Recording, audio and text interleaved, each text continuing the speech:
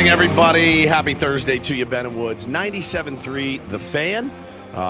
It's great to be here this morning with you. I'm Woodsy. Paul Reindel's our executive producer. Good morning, Paulie. Hey, how are you? Doing good. Ben Higgins, your friendly neighborhood sports anchor. Benjamin, how are you, sir? I have lost all track of what day of the week it is. Yeah. Barely what time of day it is. I had a long day yesterday. Yeah, man. But I made it. Would you like to expand on this? Good morning. Good morning. After I left here. I was like, all right. After I left here, I went and worked on a story for Channel 10 out at UCSD.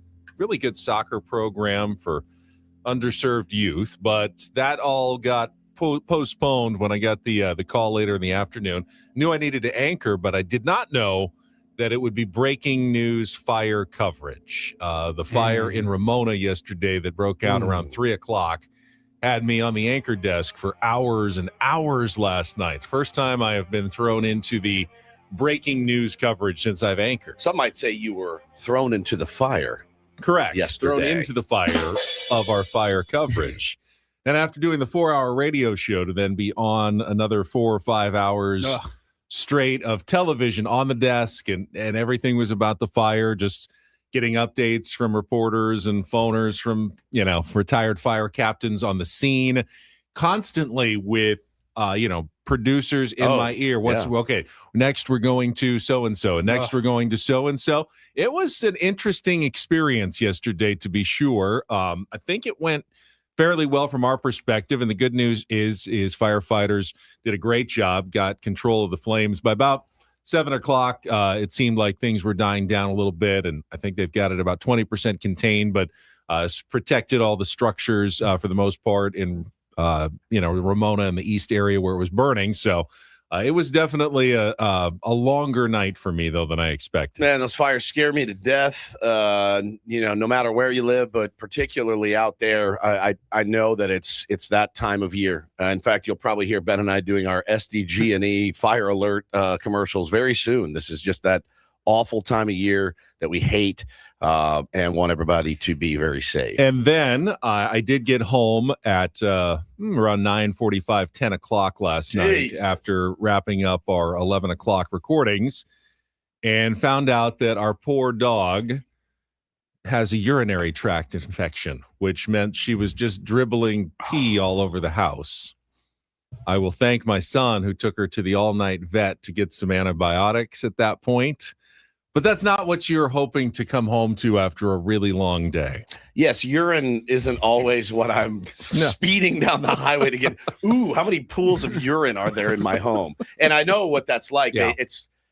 It gets kind of like crystally and like they're just having a hard time. Yeah, she was not happy, and she was definitely struggling a little bit, but she got some antibiotics and was resting when I left this morning. That may be one of your biggest no joy in my life. Yeah, no joy days in my life day. Long. No joy in my life. It's hard to wrap your head around, really, Benjamin. Got some breaking Padres news if you want it right out of the chute. Right out of the chute? Kyle Hart will open the game today. So back to the opener for Griffin Canning. What a season it's been. Who's what pitching for the Braves today? That'd be Chris Sale today. Okay. Watch him go out and whip his ass. When would you like Griffin Canning to blow the game up? Right from the beginning or after an inning or two? You have your choice with Griffin Canning. It's a tough scene, man. It is a tough scene. We opened today's show, though, with a very heavy heart.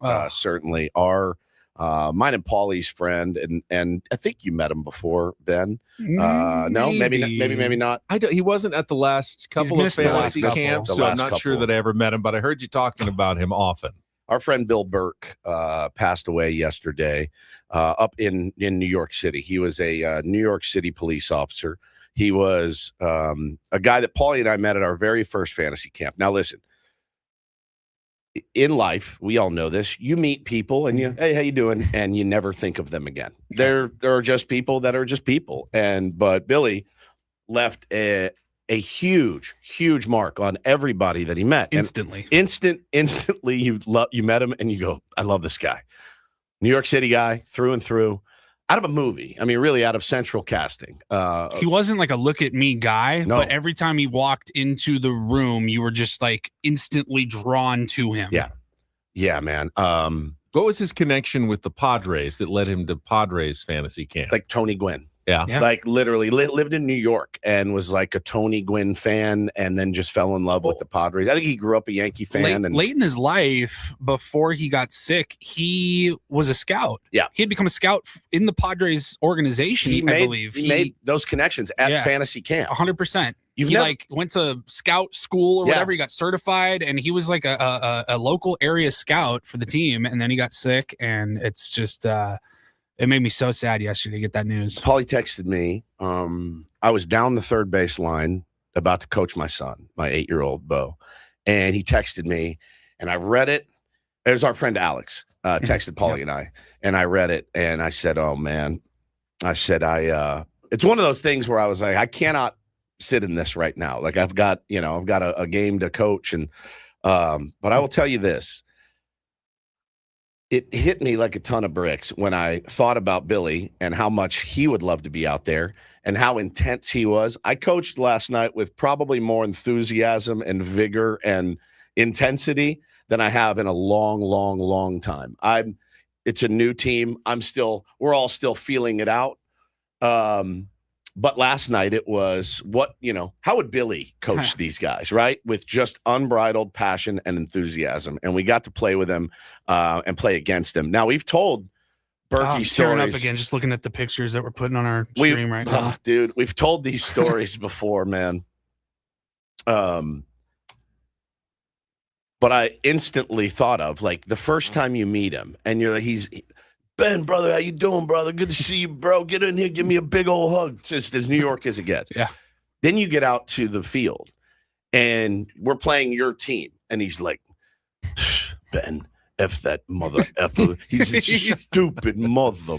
Like, just he went from zero to like 100 just by walking over the line. Walking over the line, it was like, you're now my enemy, and I want you to die. Like, I'm going to kill you. Like, I'm going to beat you senseless. The quote I still remember, it was the last day, I think, of our very first fantasy camp in 2019.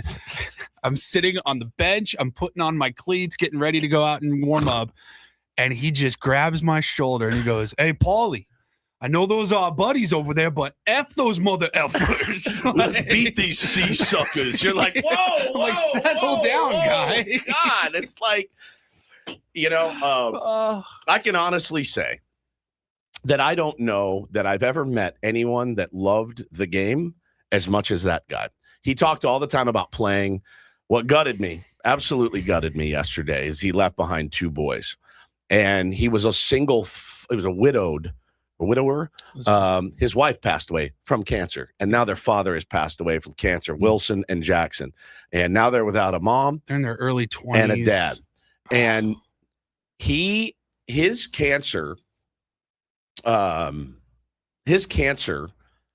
came from the work that he did at Ground Zero in, our nation's darkest day.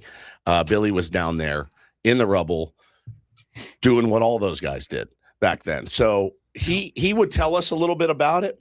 And he didn't want, but I would ask, I want to know. We had to pull it from him. He didn't like to talk about it. Yeah. You're a New York City cop. I was like, what have you, like, what kind of stuff? And he's like, Woodsy, bro, you wouldn't even, and he was like, you wouldn't believe me if I told you. He would tell me stories about like having to go on like raids and stuff and like kick breaking doors up like down. Casino, gambling stuff in the basements, like stuff you see in the movies and in TV shows. He was, again, he left an indelible mark on everybody that he met. You should see the fantasy camp group chat. It's just story after story of what a kind person he was. Didn't he have, unless you're on the field, didn't he have a medical or injury issue at camp at one point? I remember you telling me about. I think about this. I think about once a week. Yes. It was one of the funniest things I've ever witnessed in my in 35 years of existence. And it came at Billy's expense, unfortunately. But yeah, this was 23 or 24. Maybe 24. There was one night, it was like later in the week, like second to last night. I got a call from Woods. He's like, "Hey, I'm going down to the whatever. Yeah, the 7-Eleven. Yeah. You want anything?" I'm like, "I'm good. I'm about to go to bed. Thanks." calls me back like 10 minutes later. He's like, dude, there's an ambulance, There's and a cop cars, fire truck, and I think it's Berkey. Like something happened. I think he like passed out, and we find out that he had I went in. horrible knee injury that day. Yeah, it was like ACL. I was on the field when it happened. Yeah. He was running to second, and just the ACL went out. He wasn't the most graceful. He wasn't the most graceful, but he never went less than 100%, though. Never. But him at 100%, sure. You're like, whoa, slow down, buddy. So he happened to be at Padres fantasy camp, and all of their big league trainers were there. They got him all situated. And from what I was told, they were like, we thought he was fine. And then he like got up and started walking down the hall or something. I and was like there. passed I out. was in the room. I parked. I go, I'm going in. I gotta see what's going on. And I walk in, and he's sitting on the table, and he is as white as a sheet. And I go, dude, Berkey, you good? He goes, I don't think so, Woodsy. He's like, tell my boys I love them. And I go, what happened? Like, I thought he had like a stroke or something. Like something. Right. And I grabbed one of the trainers. I was like, is he okay? And he's like, yeah, he like hurt his knee or something. I'm like, does he think he's going to die now? Because he's like giving me give it to me straight, guys. Yeah, give it to me straight, Doc. Am I going to make it? And they're like, we're going to wrap it up and we're going to send you home. It was unbelievable. And so I was like, and I love him. I'm putting my arms around him. I'm like, dude, I'm sorry, man. So Paul, you got the text from the next morning. It's unbelievable. We have the big fantasy camp group chat with important information throughout the week. And I still have the screenshot from 2.5 years ago. Billy said, hey, all heading over to this is the morning after. He was in the hospital for his ACL injury. Hey, all heading over to the complex for treatment this morning. Can I hitch a ride around 6:30 to 6:40-ish? Thanks, Berkey. Guy says, you can ride with me. Guy says, same. And then Berkey writes back, awesome. See you in lobby. Need the whole back seat of a lower entry car. The way I have laughed about that single message so hard over the last 2.5 years. Thanks for the ride. I need a low entry sedan, preferably unmarked. I need some light jazz. Volume at a 70. Temperature no more than 72 degrees. I was in tears, man. God. And yesterday, as soon as I got in my truck after practice, I told Bo what had happened, and now I just broke down. I just broke down in the car, and man, holy cow, dude! Jesus, jeez. So I was bearing his soul right now. I just loved him, man. Everybody did. Again, he just walked in a room and he made a mark on you, and you never forgot him. No, and so the fantasy camp this year is going to, bring your tissues, man. It's going to be crazy. But we lost Randy 2 years ago, and this last camp was our first without him. I saw a great idea in there. I think it was, I don't remember who it was, but they said we need like a Bill Burke award. And I go, done. Like, Hunt, I'll spearhead it if you need to. Like the guy with the most heart, most. I don't know how old he was, but that man caught every inning of every game. In his 50s. He never, maybe even 60s, but I think I was going to say like late 50s. The dude, knee injury and all. Yeah. He would not come off the field. I never saw him sit on the bench once. Coaches loved him, man. Everybody loved him. And we're going to miss him so terribly. And you know how we do it here on Ben and Woods. Berkey, this one. It always stings a little bit more when you know somebody. So close to home. Berkey, you know we love you, and we'll miss you, man. And I really hope we can see more unity and more peace when already things are so difficult. So, shout out to his family. I believe there will be a GoFundMe set up too for his kids. Happy to contribute, happy to share. Ben, that. I am bummed that I did not get a chance to meet him. He called in one. Didn't he call in one time? I think we put him on. We put him on a headset. But I think he called in one day from like Brooklyn with his sons in the car. We're listening right now, Woods. And he was just the best. He would listen to us when his kids were like younger, 14, 15 years old. They're driving to school with their dad every morning. Listening to some yahoos in San Diego. They're listening to us, doing, fart noises, don't do this. And they're like, Dad, who are these idiots? We don't care about the Padres at all. And he's like, hey, shut your mouth. These are my boys. Shut up. He was the best, dude. The best. I was a better person for knowing him. And there's not a lot of people you can say that about. There's just not. He talked about his boys with such reverence all the time. And he was just a real one for sure. So Billy, we love you, man. And you didn't get enough time. And I just wrote back to somebody. I just said, I felt so lucky when I thought back about the last 7 years that we got 7 years with that guy. Now I will donate and promote. Paulie? Yeah. Both? Oh, of course. 100%. Yes, I will donate. You will? Oh my gosh. Absolutely. Look at this sweet baby. Oh. I know it means a lot to you guys. It means a lot to the Padres too, man. That he again just beloved. I wonder if any of his guys that he scouted were like, if they ever like made it or they looked at him. Not a lot of talent. Works really hard. He's not super fast. His teammates love him. Best teammate you'll ever find. His dad was a cop. He's just the greatest, dude. I just loved him so much. So I remember his high character guy, man. All of it. Remember the 1 year at fantasy camp that Tony Gwynn Jr. came out for a couple of days? Yeah. It was like the last couple of days of the camp. And we were in the stadium, the Peoria Stadium, for the last championship game. My team had already finished, so I'm sitting in the stands next to Tony. Just come out that morning, and he goes, I love that guy, Berkey. He's the nicest guy I've ever met. And I go, Tony, he's a lunatic on the field. Watch him on the field. He goes, nah, there's no way. I don't believe it. I'm like, watch this. And he comes up to bat. He got hit. And he got hit by a pitch right here in the shoulder. And he like walked from home plate to first. And he MF'd the pitcher. The guy the whole way. Who's like his locker mate. Yeah, could be his hotel roommate. By the way, who probably threw all of 47 miles an hour. Yeah. And he's like, you stupid mother. And Tony is on the ground laughing. Convulsing. He couldn't believe it. I was like, that timing couldn't have been better. We got that pitch too. It's unbelievable. It's unbelievable. He was just adored in that locker room. So I'm looking forward to being able to get back with all the people that we know and love and have come up through there with and reminisce like this with them. I know after a couple cold ones for sure. I know at times the way we and Woods talk about fantasy camp, somebody that hasn't been or doesn't really know about it would just be like, guys, it's a bunch of old men playing baseball in uniforms. What are you talking about? It's different. The community that has been built. Like, yes, people will be going there for their first time or maybe their second time, but there's going to be people going there for their 7th or 8th time next January. The community that has been built from Padres Fantasy Camp, and I'm so grateful to Tom Seidler and the Padres for letting us be just a small part of that.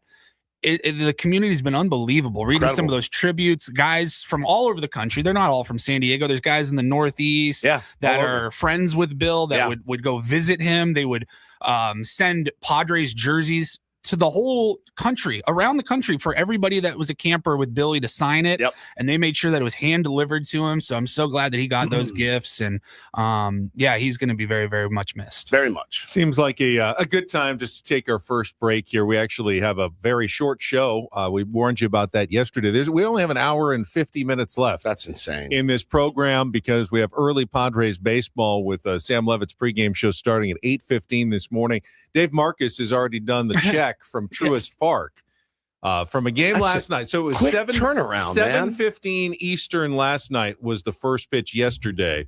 12:15 is the first pitch from Truist Park today. So Dave says, I don't remember ever having a turnaround that fast from a late night game to a very early game the next day. Without a weather delay or anything like that. Right. 7:15 is the absolute latest a Major League Baseball game starts, right? Pretty much nowadays. They used to be 7:45. Even back in like when I was growing up, sometimes Padres games didn't start until 8, which was crazy. But nowadays 7:15 is about as late as it gets, and 12:15 Eastern, so 9:15 a.m. Pacific, is about as early as it gets for a game as well. So they're already there getting ready for another baseball game as the Padres will go for, unfortunately, just a split of the 4-game series against the Braves after what happened last night. We will go through that, and our Padres crap up another close loss for a team that cannot afford a bunch of close losses right now as we approach the trade deadline. So we'll get into that.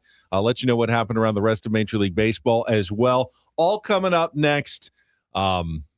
Yeah, this one's for Billy. Yeah, all day long, man. This morning with Ben and Woods, broadcasting live from our Bill House studios on San Diego's #1 sports station, 97.3 The Fan. First, though, San Diego, an incredible place to live, but let's be honest, it's not getting any cheaper. Housing, healthcare, taxes, groceries, it all adds up. And when people start thinking about retirement, one fear rises to the top. What if the money doesn't last? That's where Trajan Wealth comes in. TRAJANwealth.com. Trajan Wealth's fiduciary advisors help people build retirement strategies designed for today's reality, factoring in inflation, market uncertainty, and the real cost of living right here in San Diego. They take the time to understand your goals and your comfort level because no two retirements look the same. Trajan Wealth has offices in Carlsbad, Escondido, and Liberty Station, and they work with people who want confidence and not constant financial stress. I hate financial stress. If this has been on your mind, start with a conversation. Call 1-855-TRAJAN1. That's 1-855-TRAJAN1, or just go online at TRAJANwealth.com. Trajan Wealth. Plan smarter, dream bigger. Advisory services through Trajan Wealth LLC. Additional services through Trajan Estate and Trajan Tax. Actual client paid advertisement. Additional disclosures at TrajanWealth.com.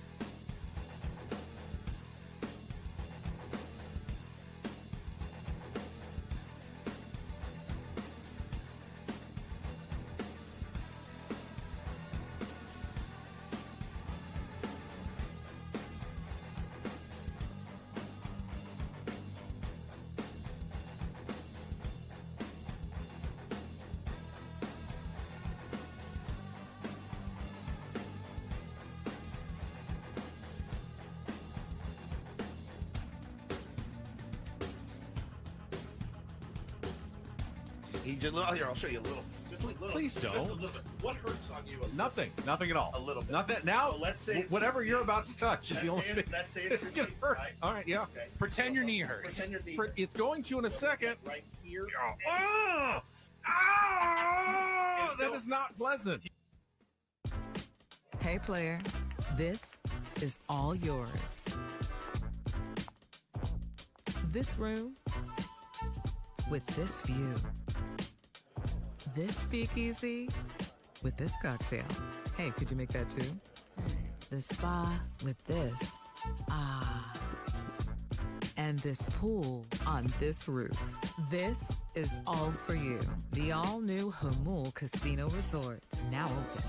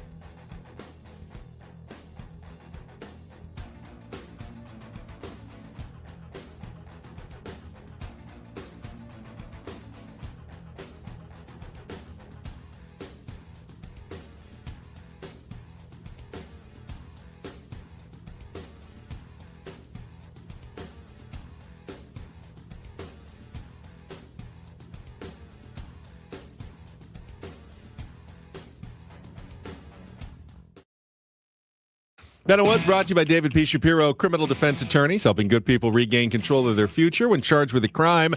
Since 2010, visit davidpshapirolaw.com at 6:29 a.m. in San Diego, 9:29 a.m. in Atlanta, where the Padres will play in just a couple of hours, and 10:29 p.m.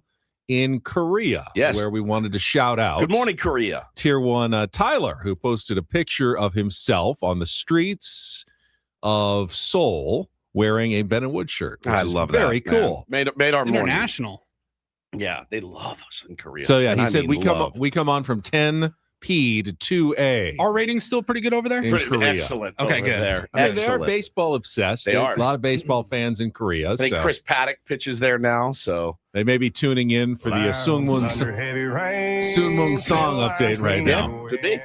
He did not play, I believe, yesterday in the game against the Atlanta Braves. Here's what we've got coming up for you. We'll talk baseball this segment, both Padres, and probably get to our MLB reach around a little bit early since we do have the short show at 7 o'clock.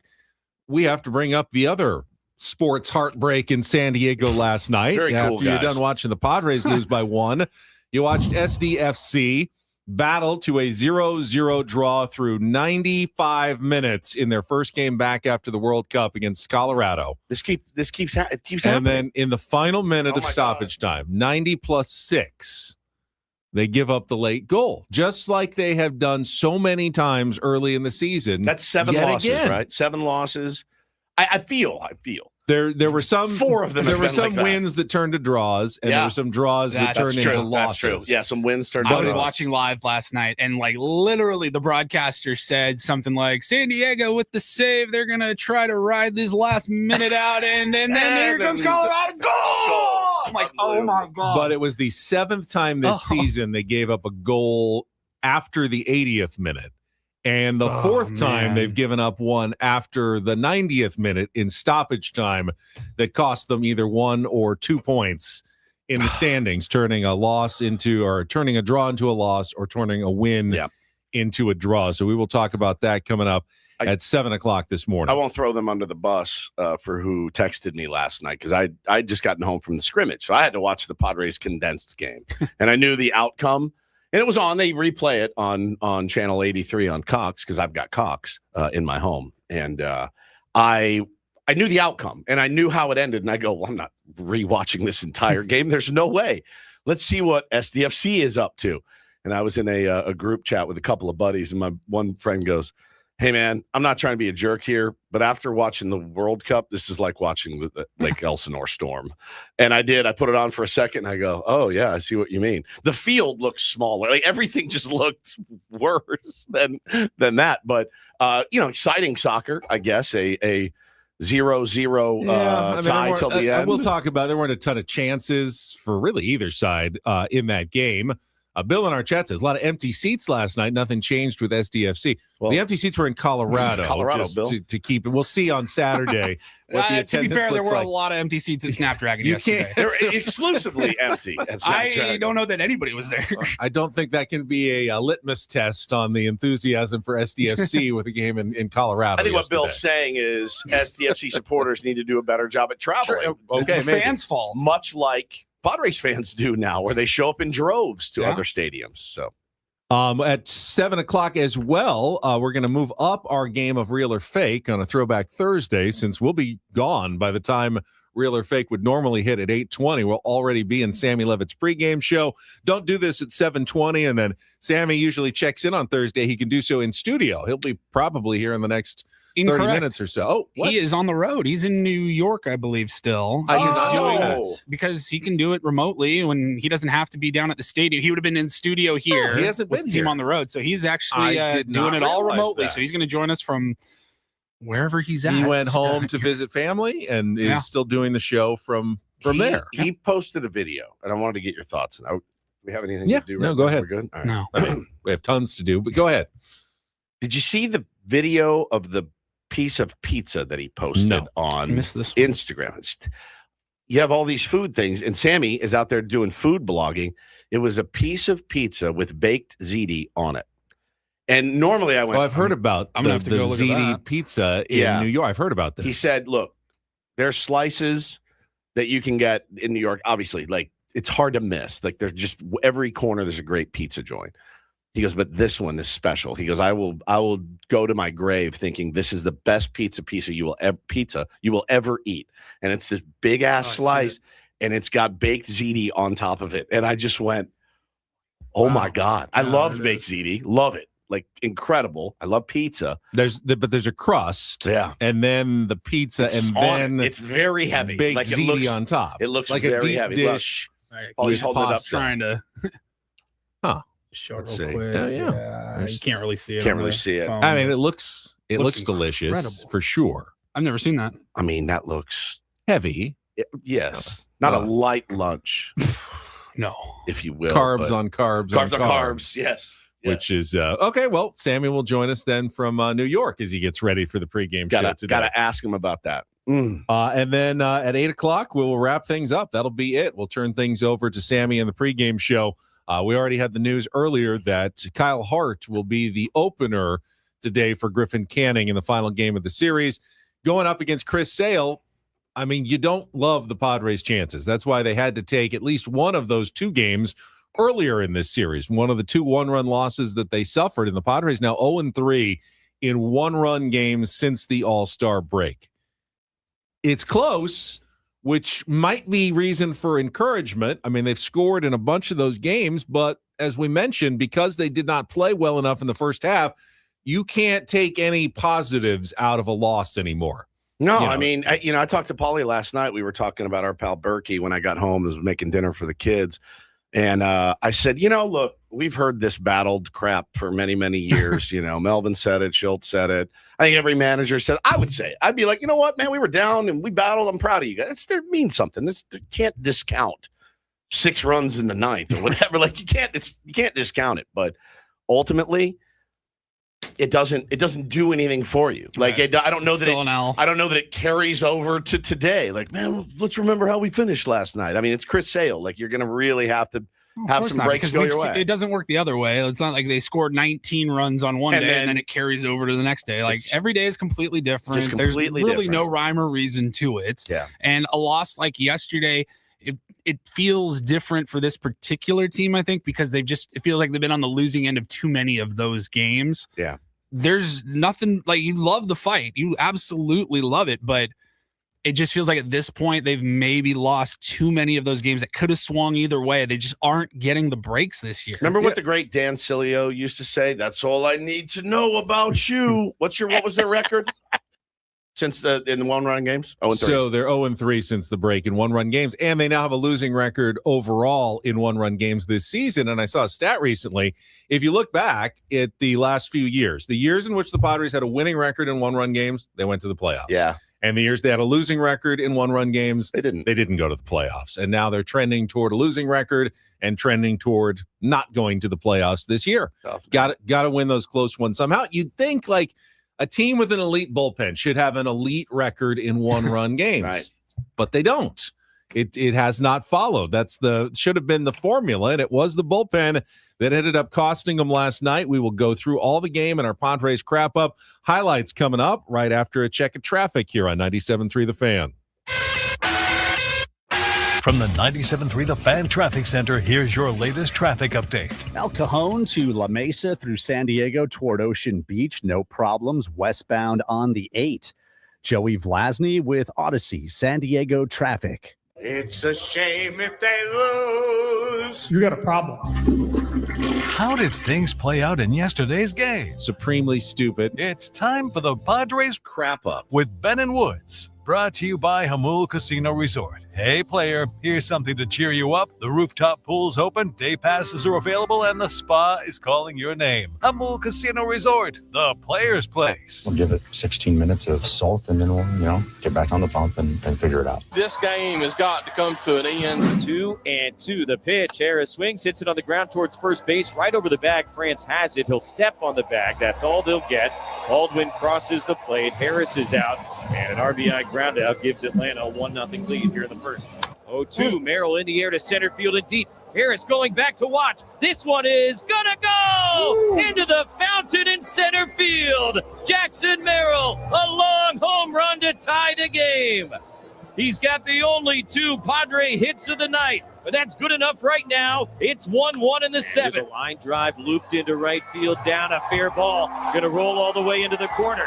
Dubon is at third. He's being waved. Tatis digs it out, sends it in. He will score. RBI double Jim Jarvis, who continues to hit against his hometown team. The Braves have scored for the first time since the first inning, and they lead 2-1 here in the end. Hicklin rips it down the left field line. They're going to add on. Jarvis rounding third. He'll score easily.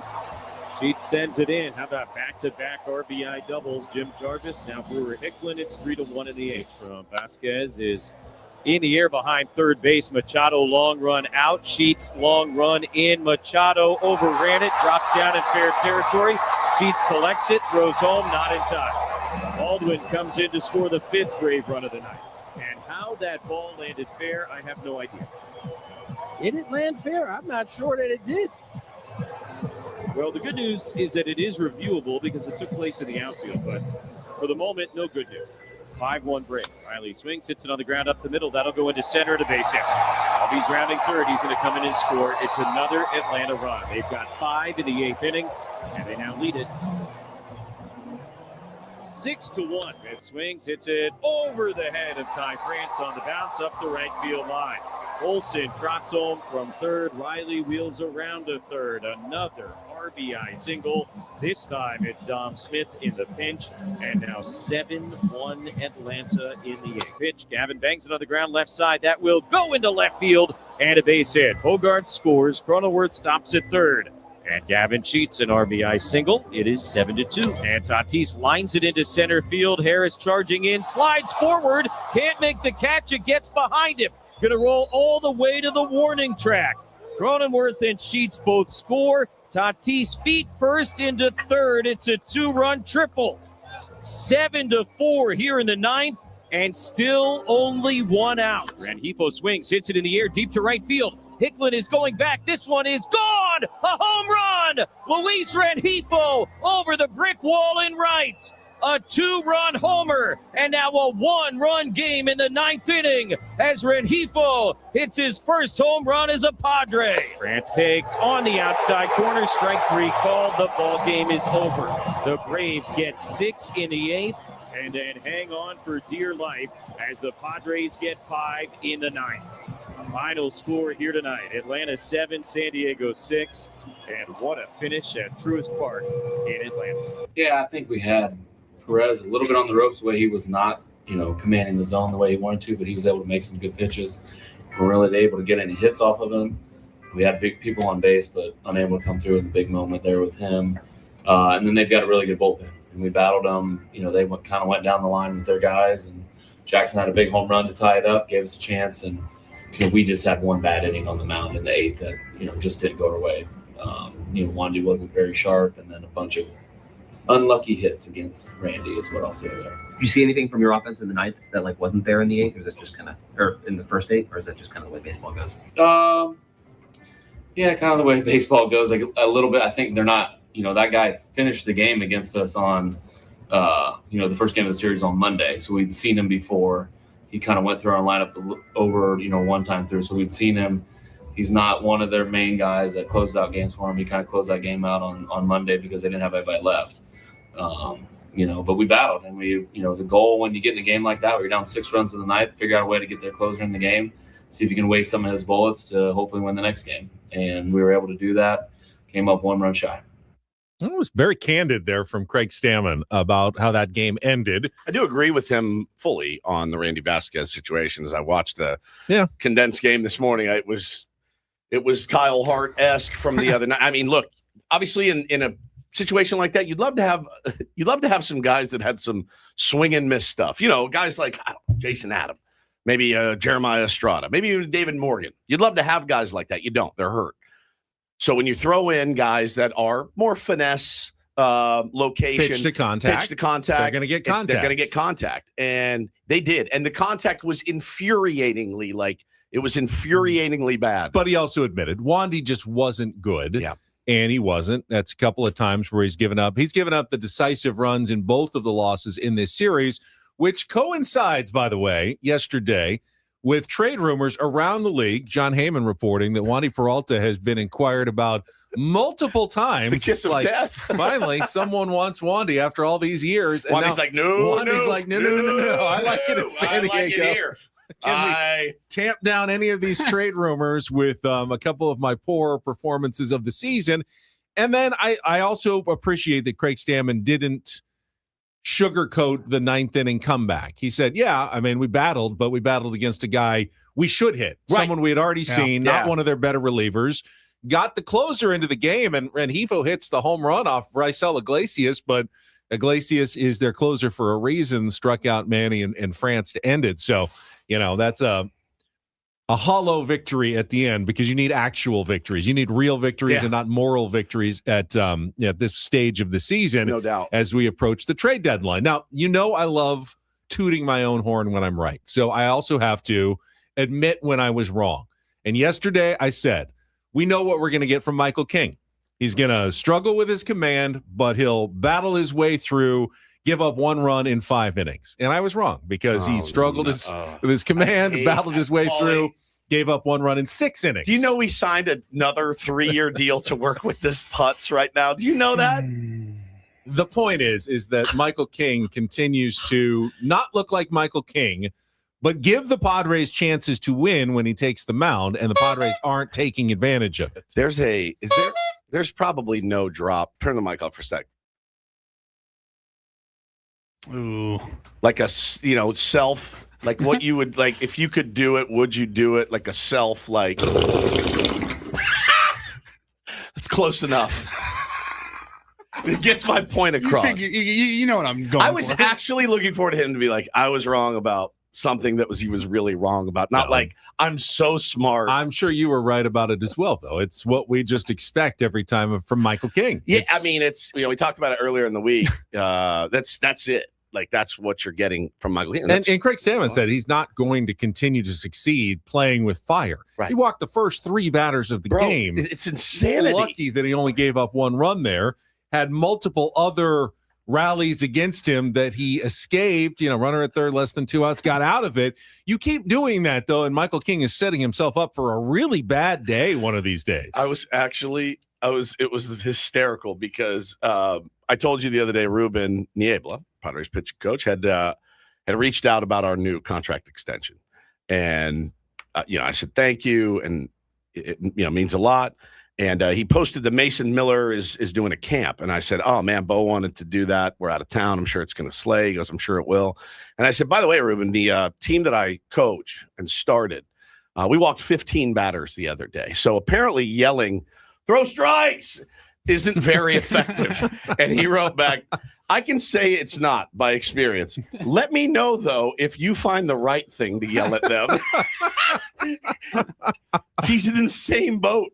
Walker Buehler walked 5, King walked 4. Like, this can't happen. Like, it just can't happen. You want to, if they're going to get you, just let them get you, man. No more freebies because it just kills you. So offensively, the Padres also walked a bunch of times against Martin Perez, but did not capitalize on any of those chances. And they are scoreless going into the 7th inning when they tie it on what was almost as impressive as Fernando Tatis Jr.'s home run the other day. Jackson Merrill, 449 feet to dead center, longest home run of his career, and very, very cool. He goes kind of into the waterfall lake in center at Truist Park. That's got to be, one of the coolest things you can do is hit it into a water feature, other than like hitting it into the bay in San Francisco.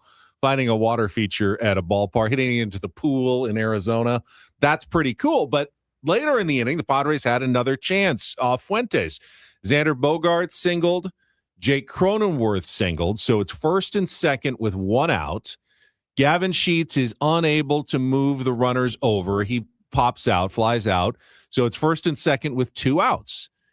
Xander Bogaerts, who's a pretty heady base runner, sees an opportunity and pulls off the front end of the double steal to move runners to second and third. But you had Fernando Tatis Jr. at the plate. Correct. And they had thrown a pitch to him like, okay, we're going to throw to Fernando, even though Luis Rengifo is on deck. And then as soon as Xander double stole, they just intentionally walked Fernando to load the bases. Was that a mistake by the Padres to take the bat out of the hands of your hottest hitter, Fernando Tatis Jr., or do you always want to get runners into scoring position, even though it means Luis Rengifo, who, by the way, homered later in the game and has been very hot himself. Yes. He swung at the first pitch and flew out to center field, and the Padres were unable to take the lead in that situation, which would have been a game changer because then you're on track to bring Mason Miller in rather than a tie game where you have to go, with Wandy Peralta or someone like that in the 8th inning.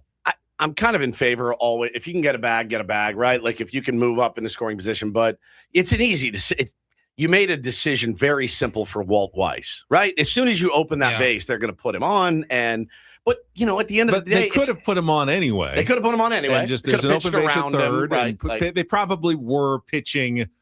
I mean, if they're not being careful with Fernando Tatis Jr. in that situation, intentional. They're insane for giving him anything to hit. The guy's been coming through so much lately. So I don't know that the Padres did anything wrong there. I saw some complaints on Twitter that bad strategy, Stammen shouldn't have had them run, or Xander shouldn't have run, whether he went on his own or not. But I just don't know that that's the case. I think you're always trying to advance closer. If you've got a chance to advance closer to home plate, get 2 runners in scoring position, you do that, and you take your chances with Luis Rengifo. Yeah, you got to trust that, it's not like it's the pitcher hitting. I mean, you got to trust that the big leaguer can come through. I mean, that's what you're hoping. He's put together some really good at-bats this week. He's hitting second in the lineup. You know what I mean? So, like, if you didn't want him to come up in that situation, then don't hit him second in the lineup, right? Like, have somebody else up there. But, you put the trust in him to get it done. He didn't get it done. That's baseball. So that's how it played out as the Padres fall to the Braves 7-6.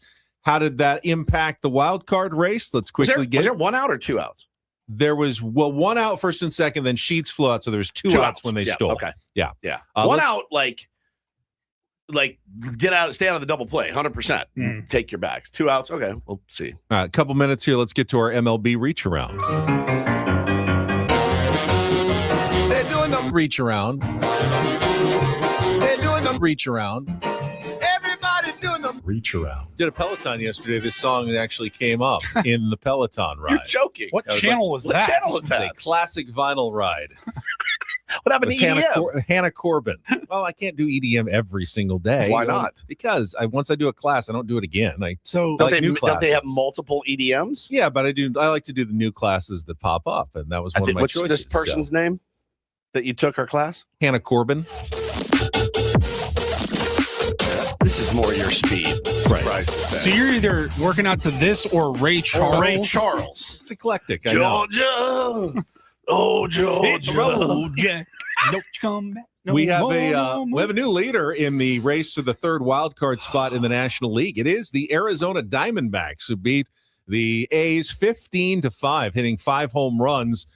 They were the winners and passed the Pittsburgh Pirates, who split a doubleheader with the New York Yankees yesterday. They won the first game 5-3 in 10 innings, but lost the second game 2-0. So the Pirates are just a half game back. The Marlins continue to struggle. They lost their 9th in a row, falling to the Astros 5-2. The Cardinals, though, won 1-0 over the Angels.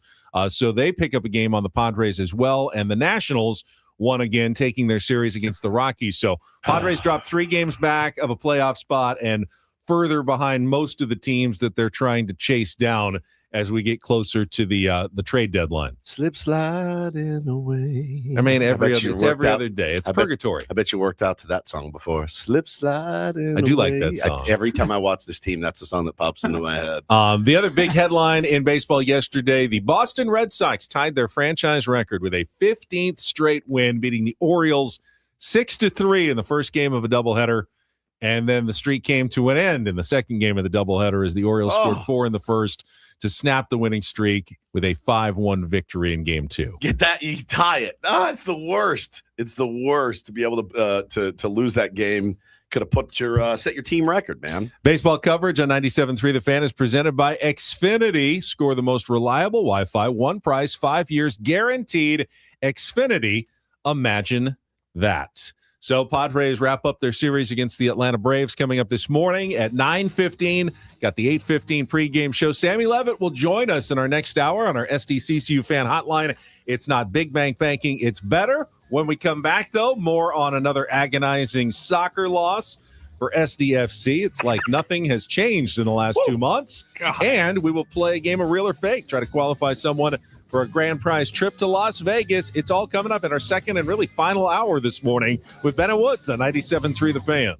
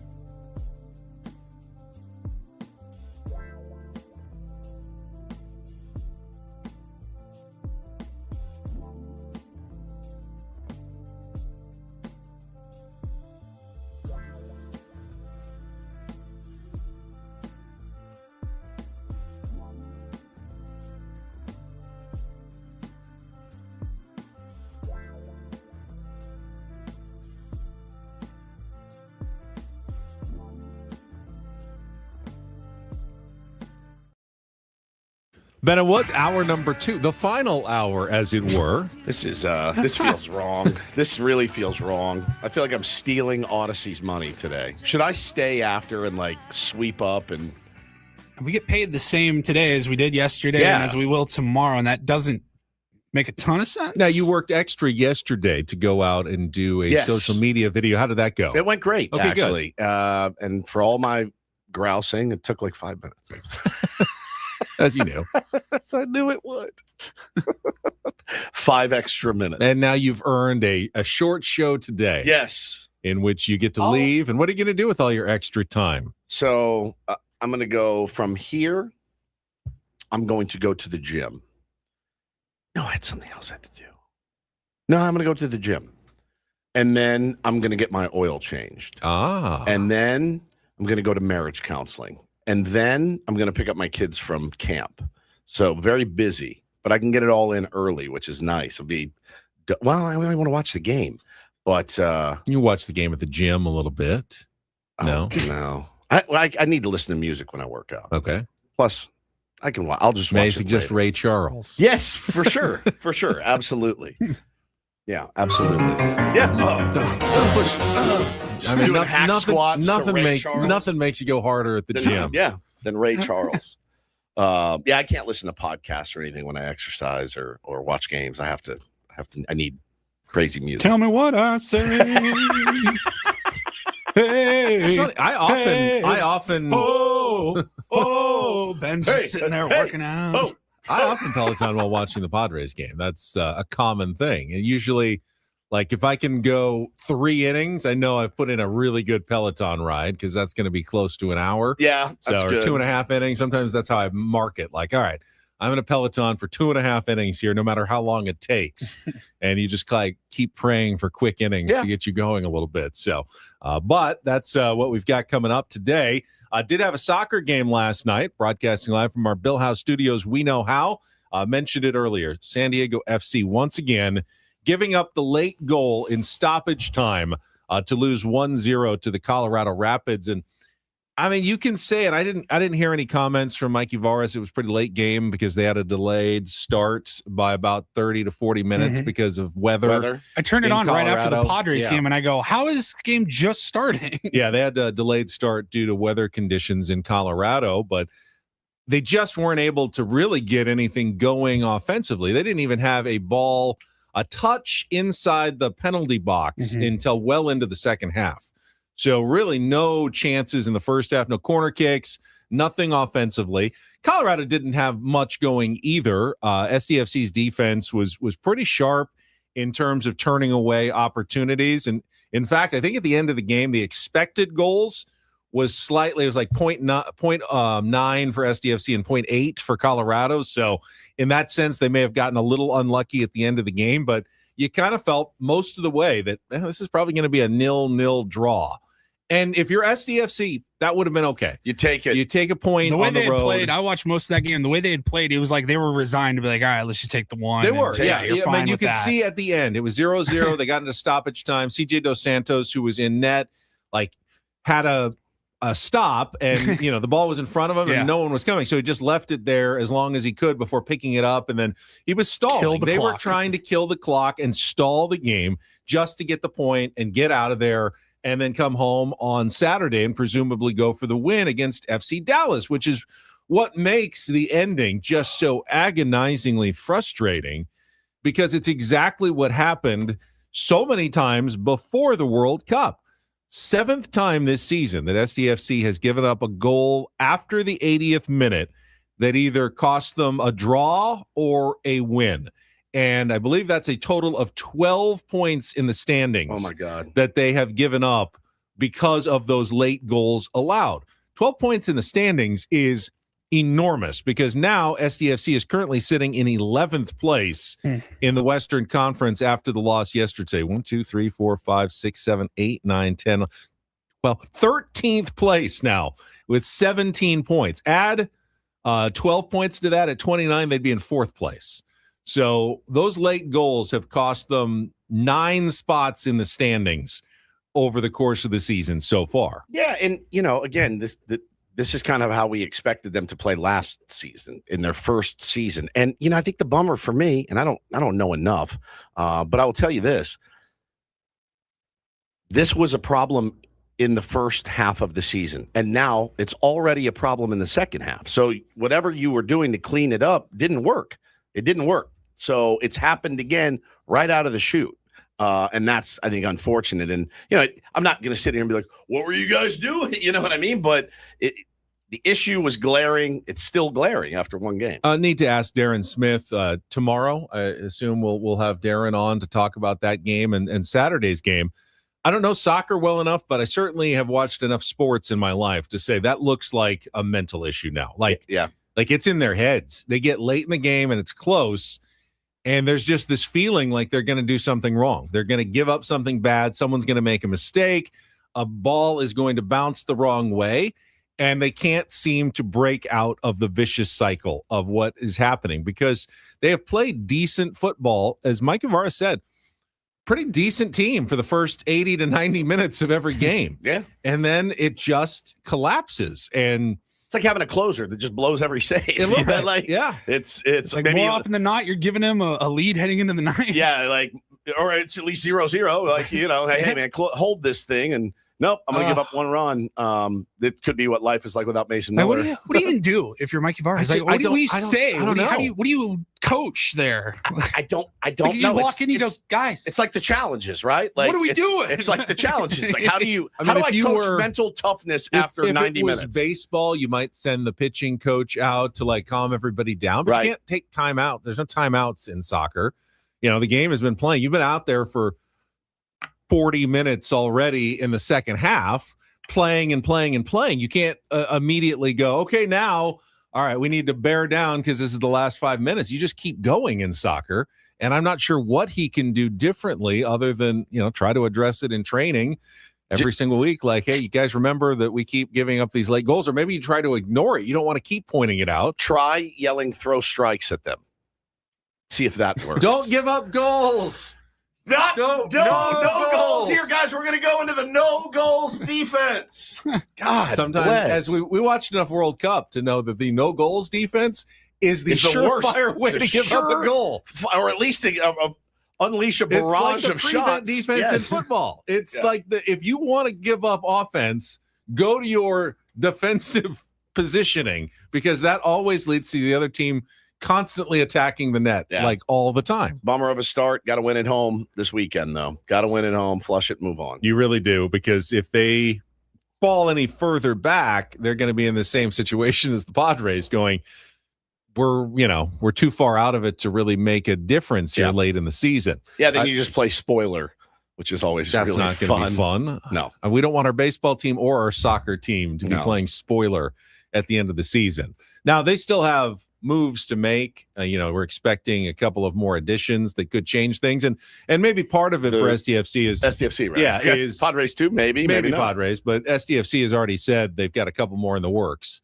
We need a phone caller for Real or Fake. If you'd like to be our contestant, 833-288-0973. You're going to play early because we got the short show today, so call right now, 833-288-0973. We're going to play our game in just a couple of minutes.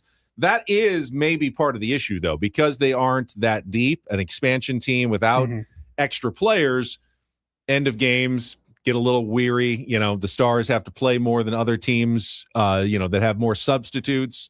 Perhaps that is part of the issue. That's about the only thing that can explain it, though. Also, how did you not say it? Altitude. You get a little bit more tired.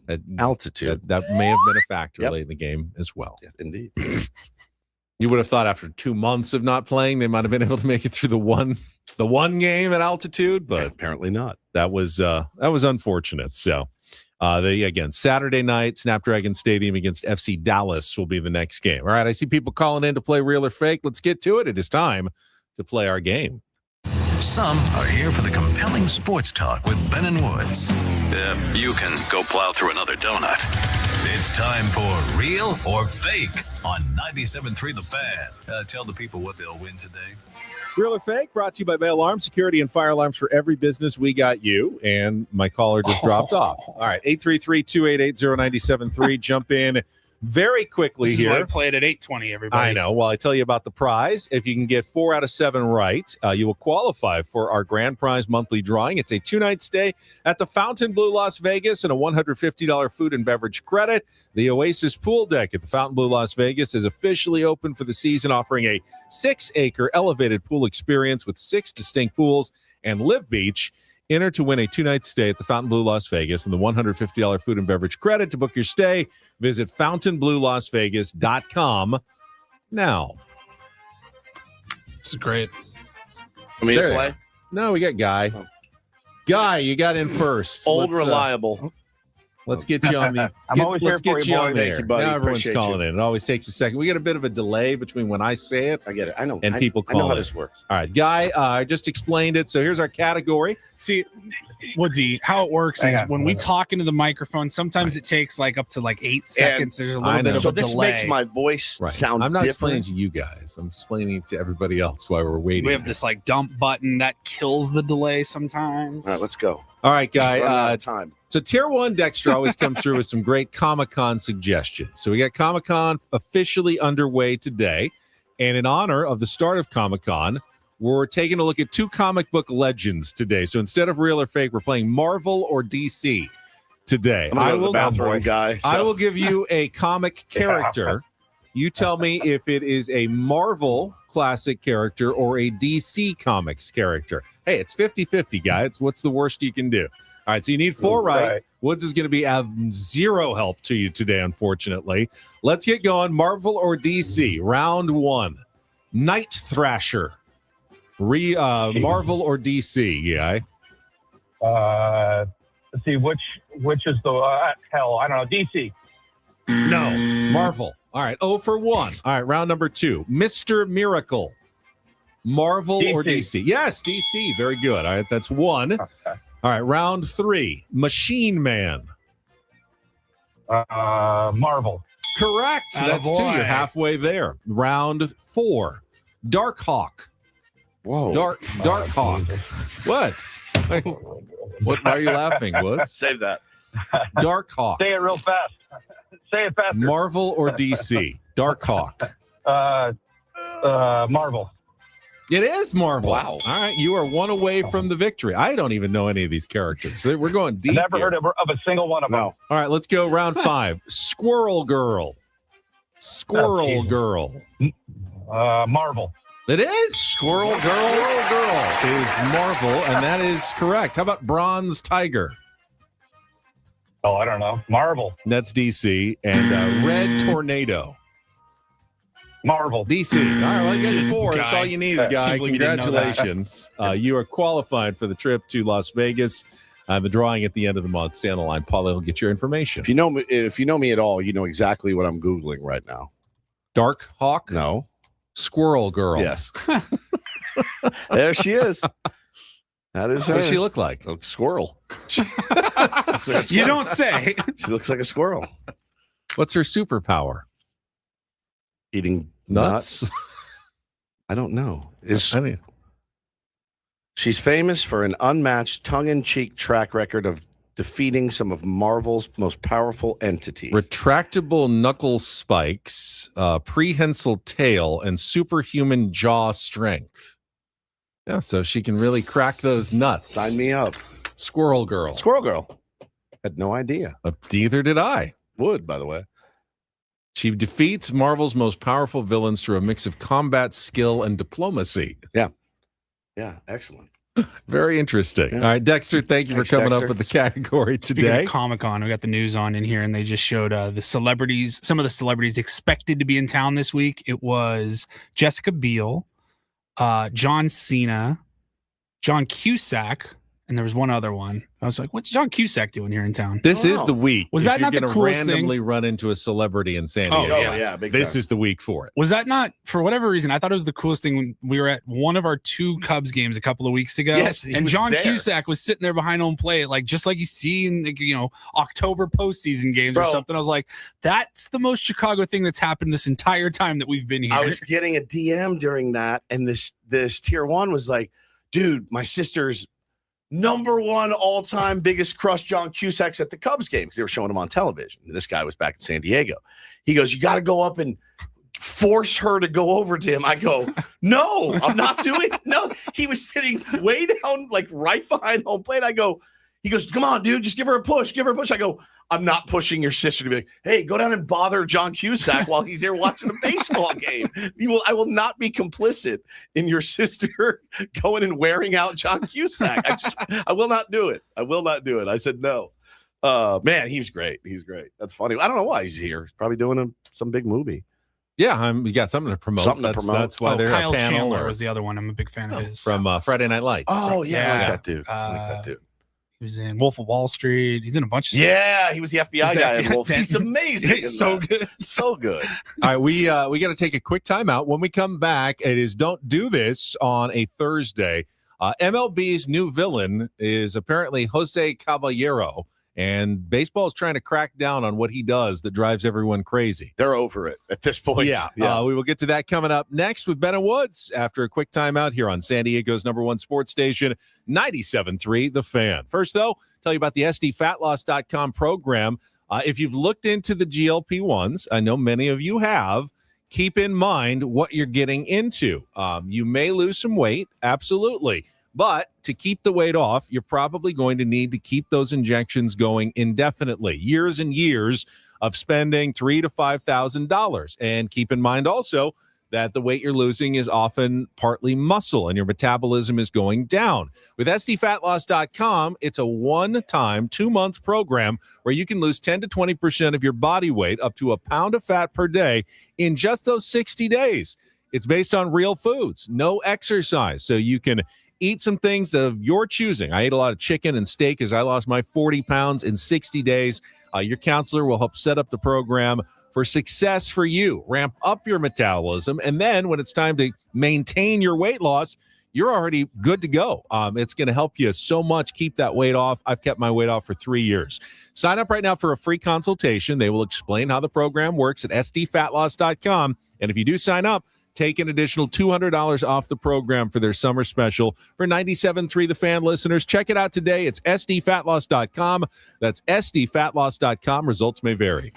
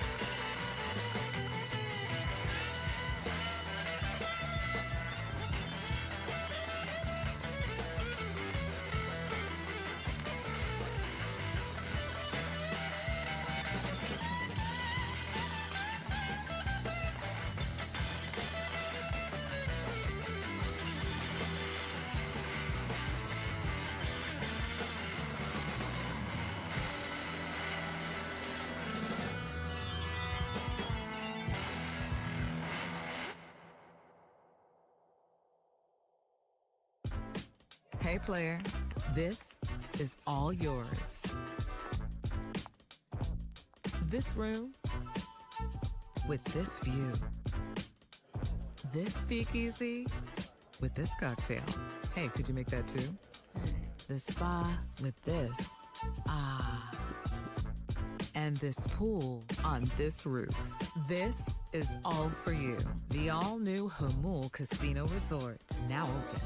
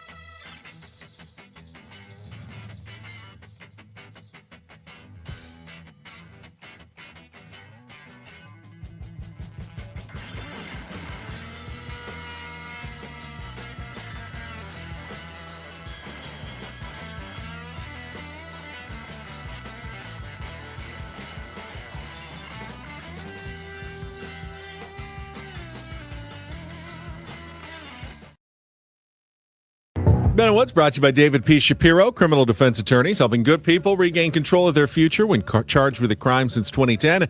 Visit davidpshapirolaw.com. Woods, if you would tell us about Jose Caballero here in DDT. Man, this is pretty crazy. Yankees play short, play some third for them. So this has been his thing all year long. He's wanting to game the pitch clock a little bit. He gets in the box. You have to engage with the pitcher at 8 seconds. So the pitch clock, 15 seconds long with the bases empty, 18 seconds long with runners on base.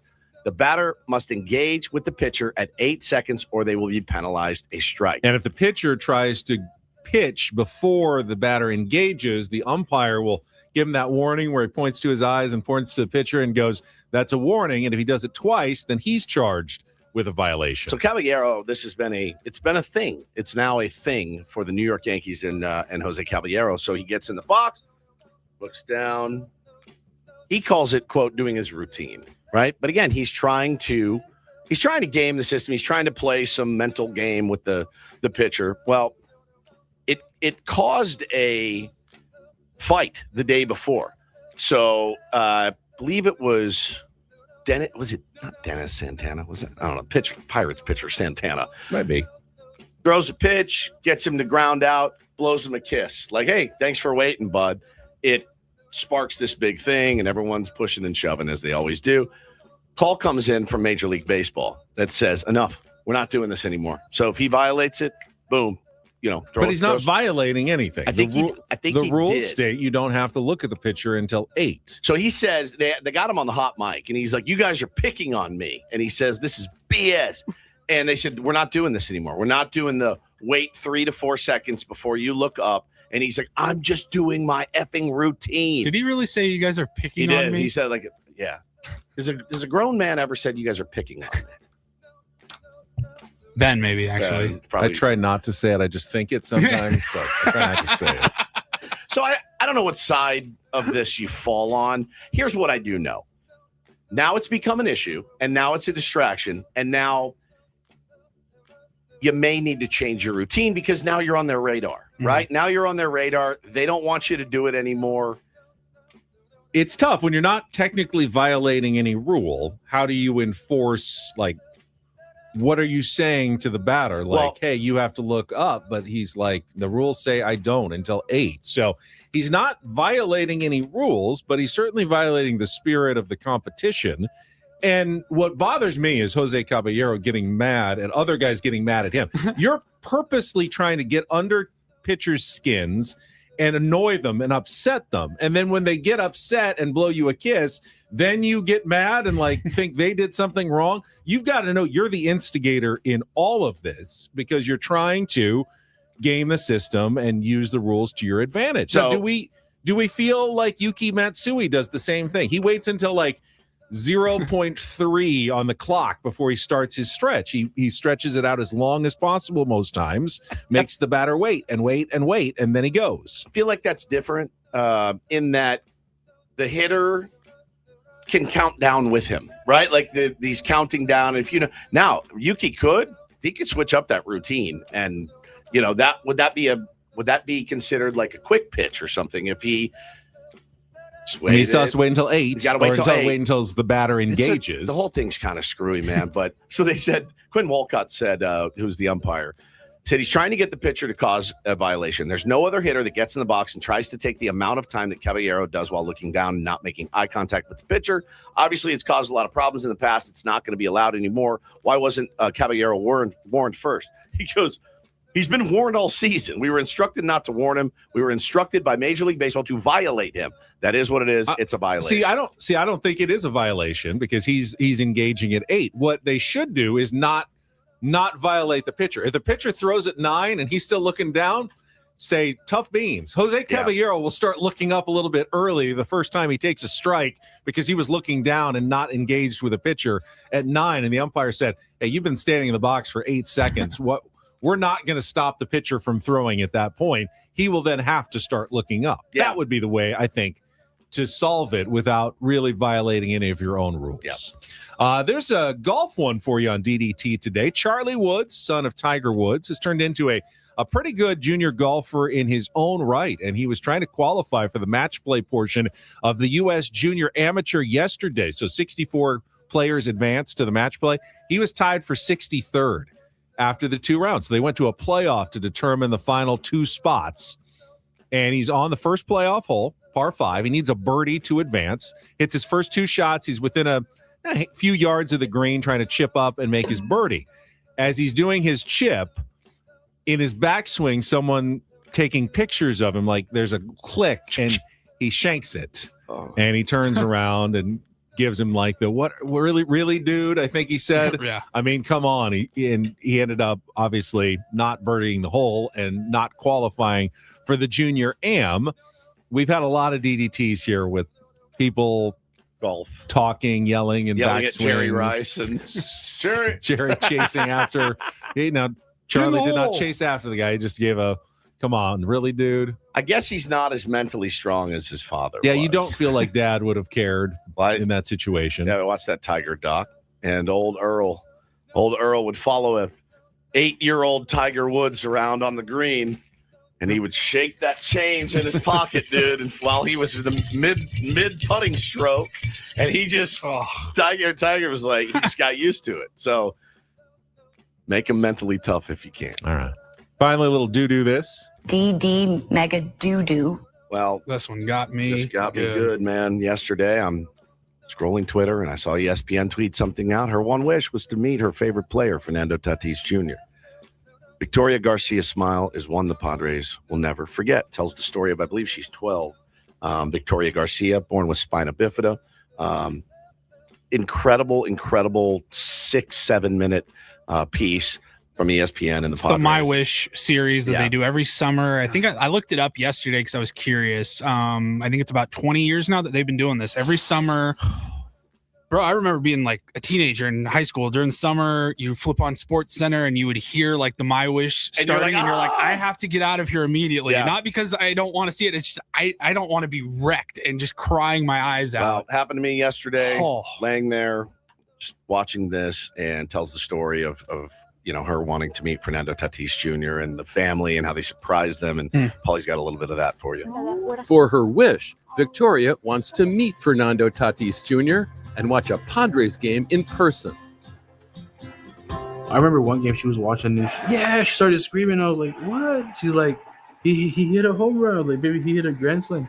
She fell in love with Fernando Tatis ever since then. As the tour in the caverns ends, the Garcias are ushered into a theater where there's a message for Victoria from her favorite player. Hello, Victoria. It's me, Fernando Tatis Jr. You're probably asking yourself why you're saying me. And it's because your wish has been granted. So I just want to say congratulations and get all your family and all together to Lupego Park. And hopefully I'll see you soon. Good luck, and I'll see you around. What do you think, Vicky? Just incredible. An incredible piece yesterday. They get to Petco Park, greeted by the Friar. Yeah. Craig Stammen signs her to a one-day contract, uniform, gets the Toddy jersey. And then, of course, Fernando Tatis Jr. comes out, sleeveless batting practice shirt on, ready to drop some nukes or some singles to the opposite field, whatever he's working on that day.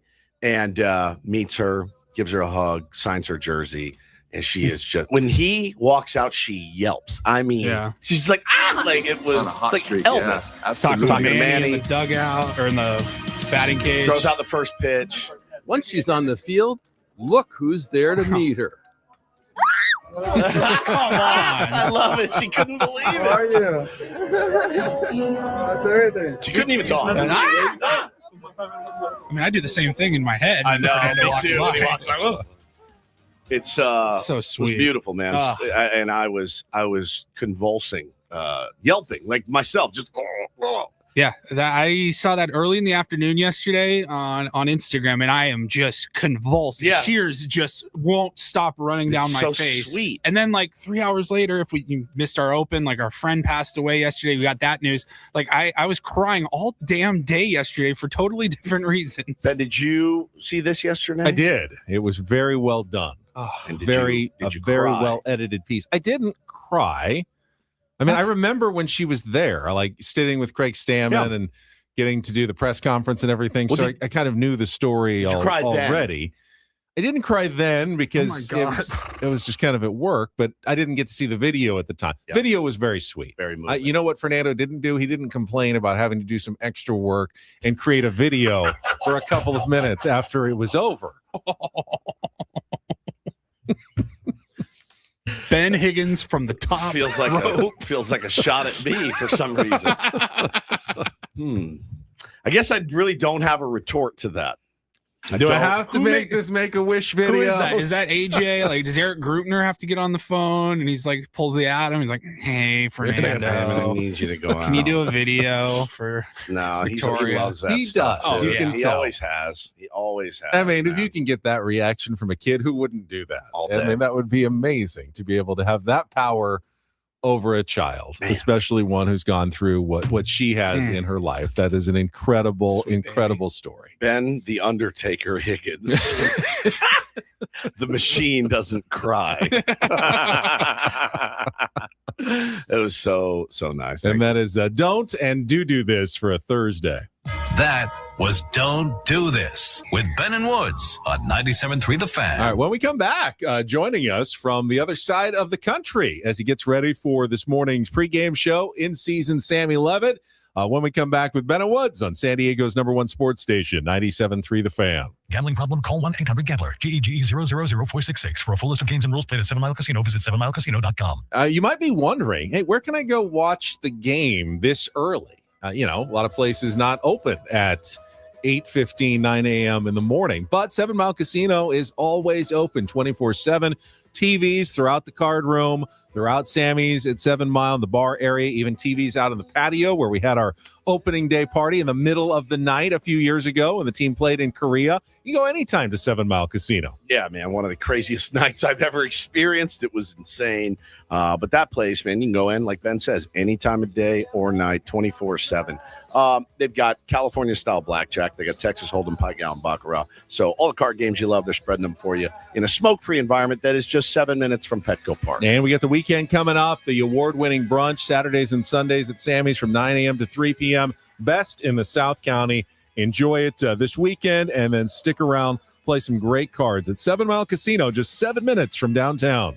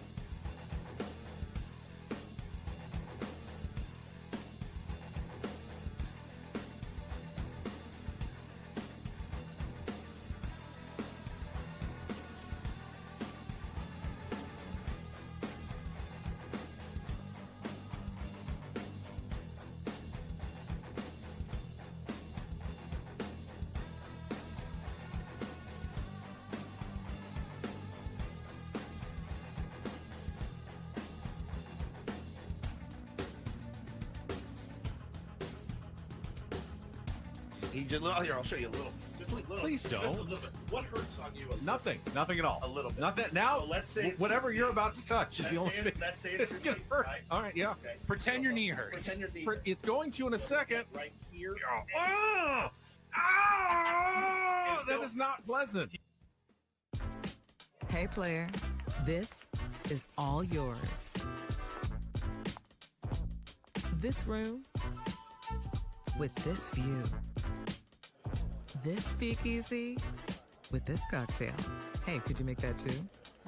The spa with this. Ah. And this pool on this roof. This is all for you. The all-new Hamul Casino Resort, now open.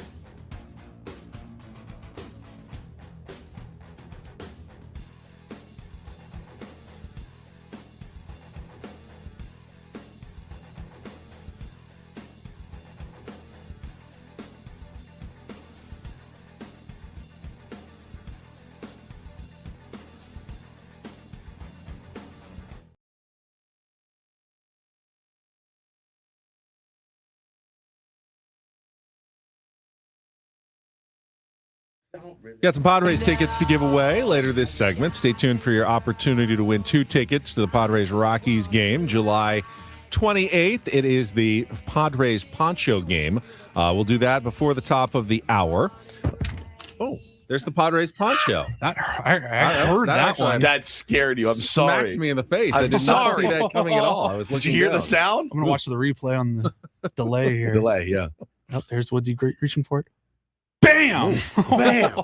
Did not even have an indication. You didn't know that it was coming. Coming. No, not even out of the corner of my eye. No peripheral vision for Ben. Yeah. This morning. Mine's not great either. We have a lineup out. Tomorrow morning. Oh, we got. Well, I would think so. The game's coming up in about an hour and 15 minutes.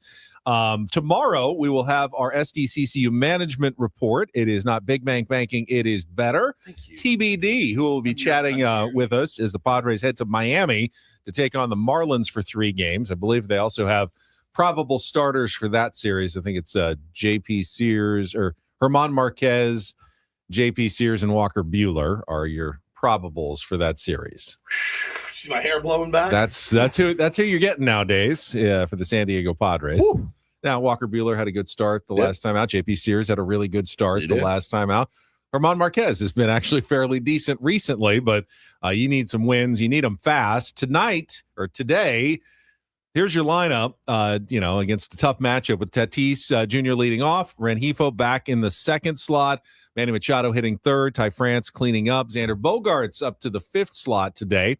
Gavin Sheets will DH and bat 6th, Freddie Fermin behind the plate batting 7th, Jace Bowen in center field today as Jackson Merrill gets the day off, and Jake Cronenworth batting 9th and playing second base with your opener Kyle Hart probably before Griffin Canning. Campy.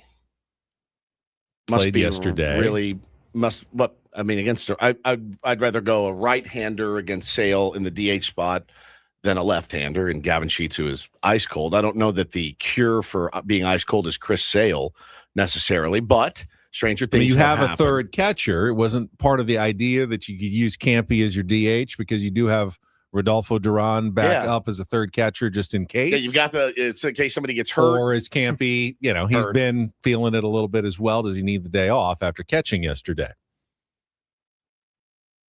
I mean, again, you want to ask Sammy? Maybe. Yeah, let's go out to our SDCC fan hotline. We are joined by Sammy Levitt. Sammy, who enjoys the ZD slice of pizza, as we were talking about earlier this morning. Hello, Sam. God, that looked good. Hey, guys. Good morning. Well, before we get to the ZD slice, you want me to give you a little explanation as to why I think, well, it might be that Campy, they don't want to play him day game after a night game. He's been banged up, but you want a little extra explanation? Sure. You remember Gavin Sheets hit a home run against Chris Sale last May in Atlanta? He did. Well, there you go. Maybe One a bomb. little bit of reasoning there. Who knows? Yeah, I just I'm to the point now, Sammy, where look, and I'll be honest with you, I know Jackson Merrill hasn't exactly torched left-handed pitching and probably really struggles against the guy like Sale. I need to look up the numbers, but I kind of at this point in the season where I'm literally desperate for wins, I'm rolling my best 9 out. My best 9, and that does not include Jace Bowen. It just doesn't. It doesn't include Jace. Jace Bowen is not in there.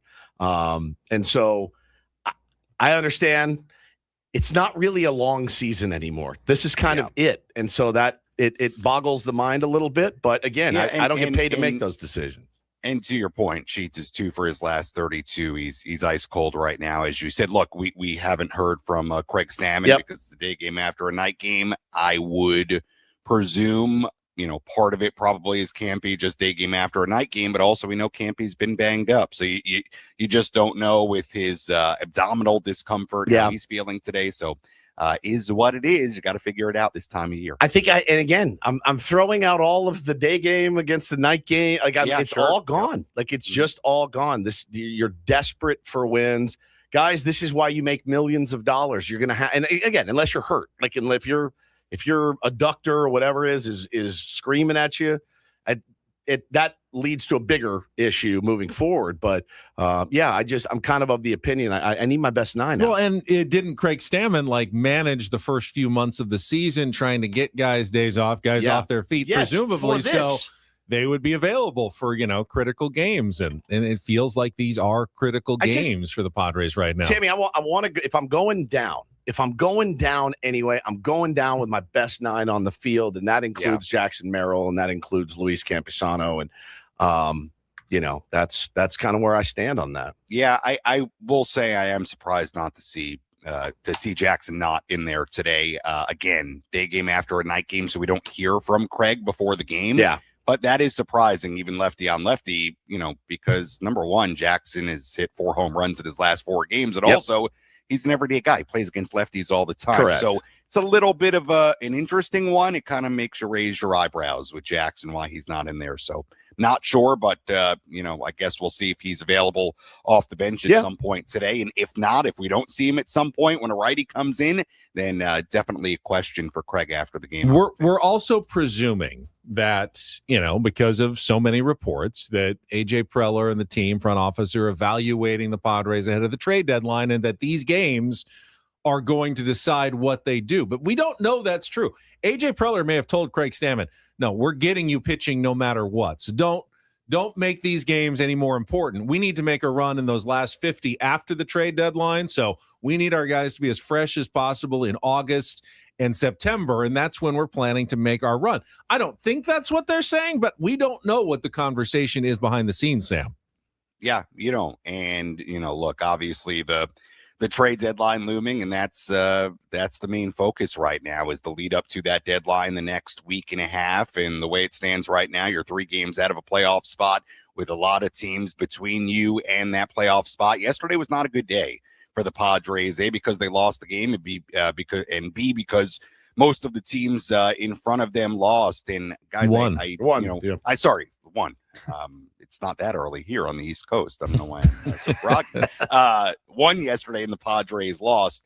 Look, you guys have talked about it a ton. Everybody's talked about it a ton. Quite frankly, I think we start talking about the trade deadline far too early. People are talking about it in late May these days. As far as what people are going to do and teams are going to do at the trade deadline. But it's a fascinating scenario, guys. The spot they're in. On one hand, 3 games, even with the teams that are between them and that wild card spot, is not a ton. On the other hand, sitting at 50 and 52 here on July 23rd, it does not feel like this team has given you much reason or inspiration to go be buyers at the deadline. And there's a cost to holding pat, like you guys discussed earlier in the week. So they're in a very, very interesting predicament. They've got a GM in AJ Preller, who I'm sure is, fighting off the urge to buy, because we know with AJ, he's a guy who likes to obviously push all in and give his team a real chance to go get it. They've got the Mason Miller scenario, which I think is also fascinating. So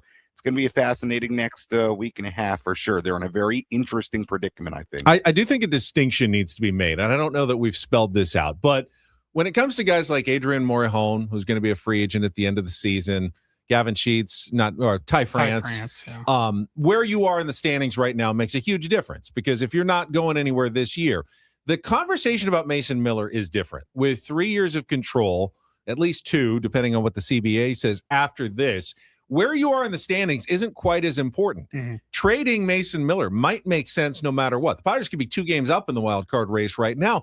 It might still make sense if you can get a big enough haul for Mason Miller to make your team better now and in the future. That is not as tied into the standings, I think, as some of the other decisions. And we heard reports yesterday, Sammy, that, rival executives, the quote unquote anonymous rival executives, keep saying they think AJ Preller is going to trade Mason Miller, but rival executives know as much about AJ Preller as we do. So fair enough. I do take that with a grain of salt. Yeah. I mean, look, I think the Mason part of it is so fascinating, because he's somebody who, out of the guys that are tradable, right? And Ty France, certainly a team I would think would want. Adrian Morejon, absolutely.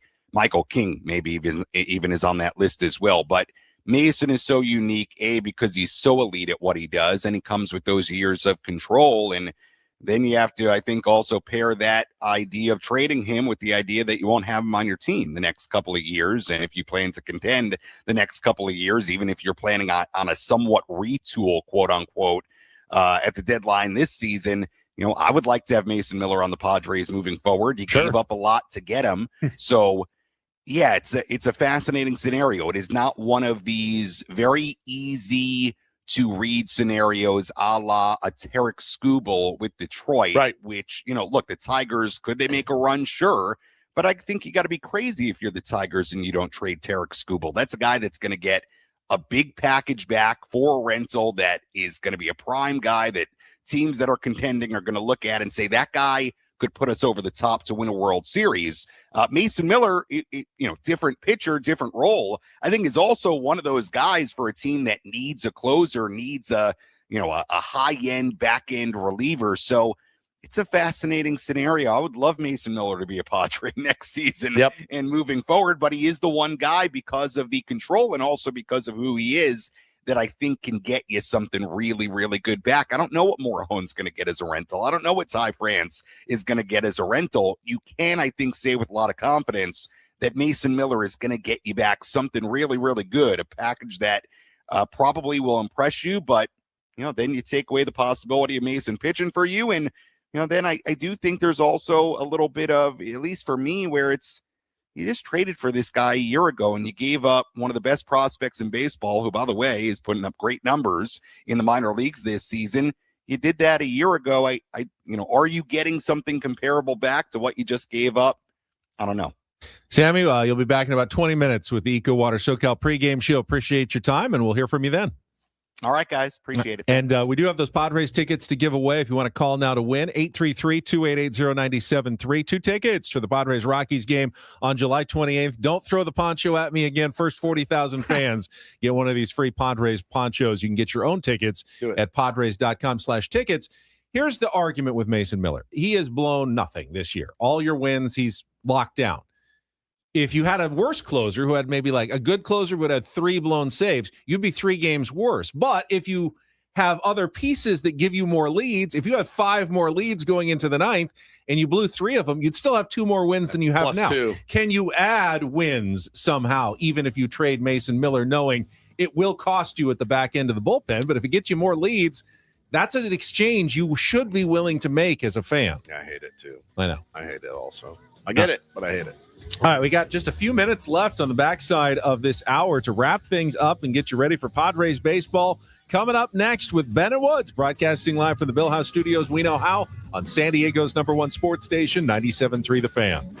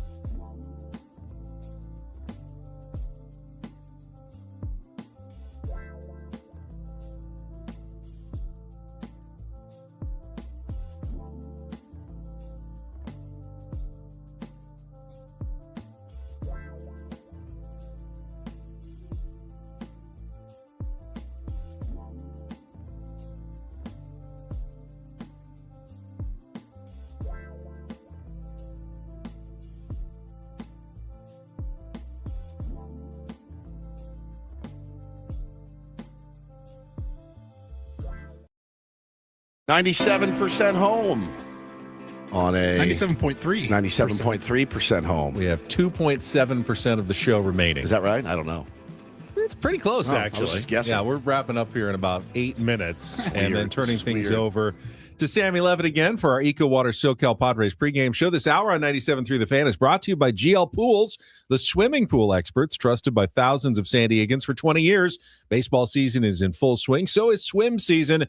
Make sure your pool is ready. Call now, mention radio for 20% off new service plans in 2026.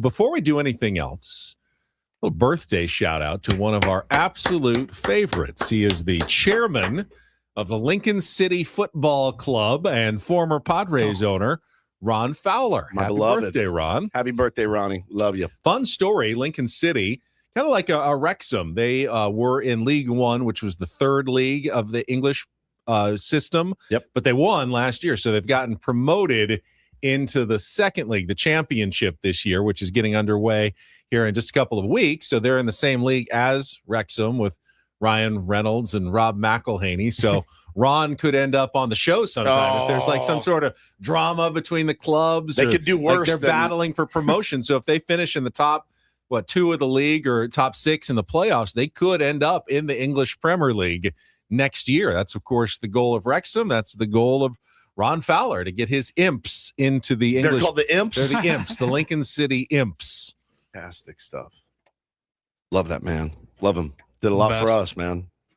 Saw a tweet from Lincoln City wishing their chairman a very happy birthday. I need to ask him, though, because I looked it up. They have co-head coaches. I don't know that you see that a lot don't we? on a professional level. We have an associate manager. It's Yeah, kind of no, the but they same actually thing. have literal co-head coaches, 2 different guys who are both, I think, the head coach. I've got to assume one of them has somewhat more decision-making power than the other. What happens if they disagree? And I mean, you and I have the same decision-making power. yeah, right? Similar, except you overrule me a lot. You plow through me a I lot. do. Yeah. So Is that what they do too? That's that. Yeah, that sounded weird. Whoa. Yeah, that sounded very Whoa. weird. That's not what I meant. What you said. That's what I said. Well, ultimately, we are a team. We win as a team. We lose as a and team. we lose as a team. And tonight, we will find out whether we win as a team or lose as a team, because we are nominated for a couple of categories in tonight's UT Best of Awards. And I will be attending the dinner on our behalf. So great. Channel 10 got a table, so I will have the news tomorrow morning as to whether we are your favorite sports talk radio show in San Diego. And I don't know what the other categories are. I think there's morning show and some other things that we've been nominated for. How do you expect we'll do?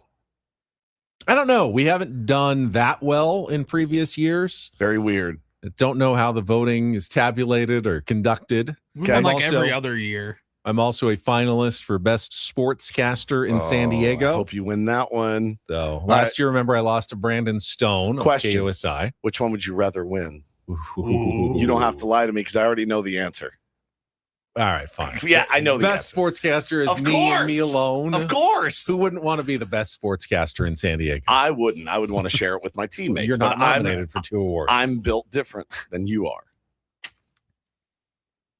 You're not even going to the dinner. No, I have plans. I said, if you'd like to come, I've got a spot for you. I have big, huge What do you, if we plans. win and like I have to go up and give a speech, is Yeah. there anything you want me to say to the tier ones or the gathered people? Like Woods couldn't be here, but he wanted me to say his best wishes. Your best wishes. Yep. And we're going to keep kicking ass. Okay. I don't know that I'm going to say that in front of an entire room full of people. I know. Kicking butt. We keep kicking some butt out there.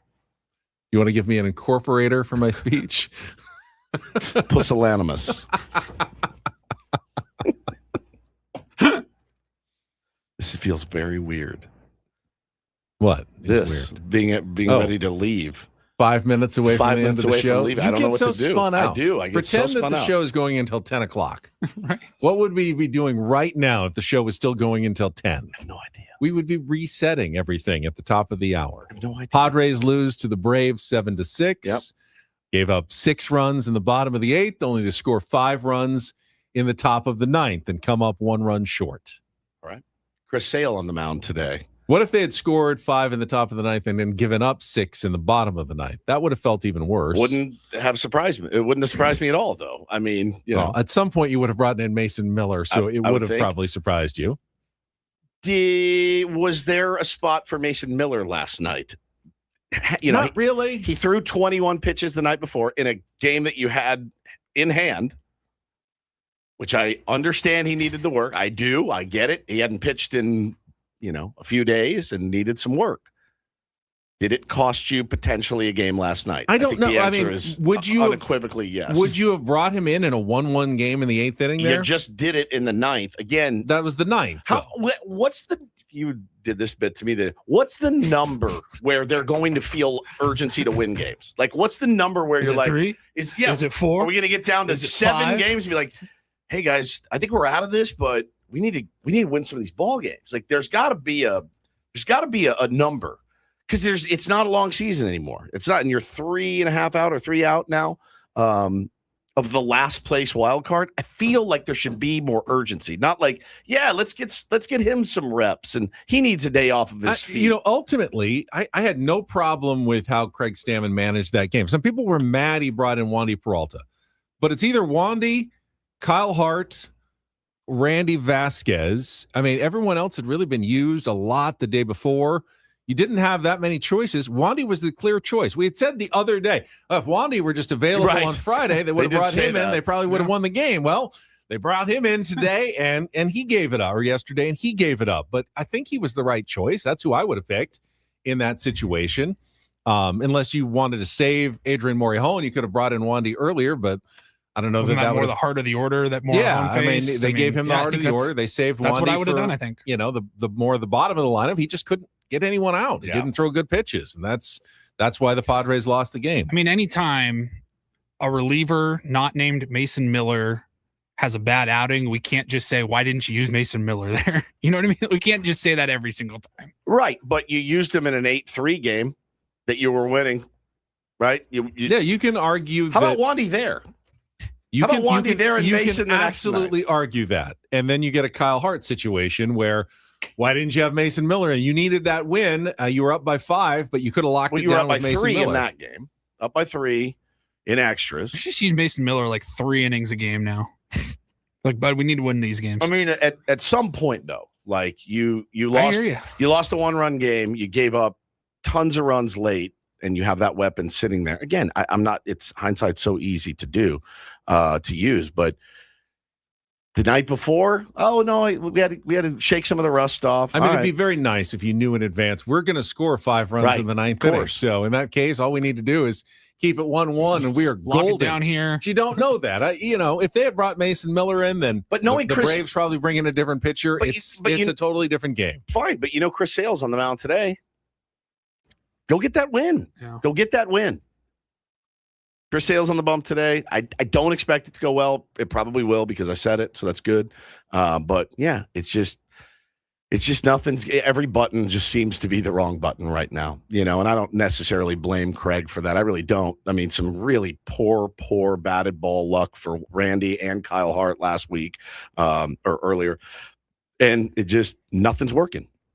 Yeah, the Randy one didn't bother me as much because at that point, like, Wandy had already given up 3 heading into the 9th. Like you're like, this game's probably over now. He presses up and it goes down. He presses down, it goes up. It's just the way that it's going right now. And that ball stinks. Bounced behind Manny. And between starters and relievers, he's down 6 or 7. No doubt. Really important pitchers. Yeah, and, you can't dismiss the fact that the Padres pitching staff has been battered, decimated by injuries. Yep. And hopefully some of those guys come back, but until then, you are doing your best with guys who are not top of the line pitchers. That's it. And you can't throw Mason Miller every single inning the rest of the season. Indeed.